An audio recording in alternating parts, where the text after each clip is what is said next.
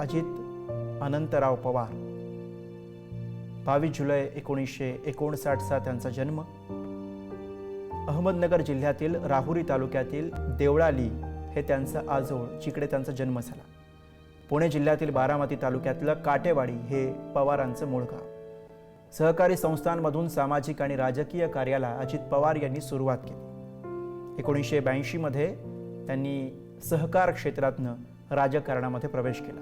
1982 मध्ये सहकारी साखर कारखान्याच्या संचालक मंडळावरती अजित पवारांची निवड झाली। 1991 मध्ये सहकारी बँकेच्या अध्यक्षपदी अजित पवारांची निवड झाली। 16 वर्ष सहकारी बँकेच्या अध्यक्षपदावरती ते राहिले।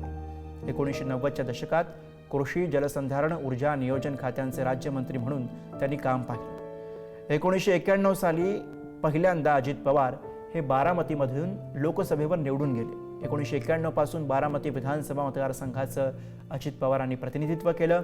95, 99, 2004, 2009, 14, 19 आणि आता 24 असे सलग 8 वेळा अजित पवार हे विधानसभेवरती आमदार राहिले बारामतीमधून।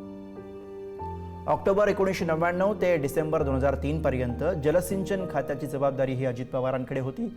डिसेंबर 2003 ते ऑक्टोबर 2004 या काळामध्ये ग्रामीण विकास खाते त्यांच्याकडे होतं। 2004 पासून राष्ट्रवादीचे प्रमुख नेते म्हणून अजित पवार उदयाला आले। उपमुख्यमंत्री म्हणून त्यांनी 6 वेळा शपथ घेतली। सर्वाधिक वेळा राज्याचे उपमुख्यमंत्री ते राहिले।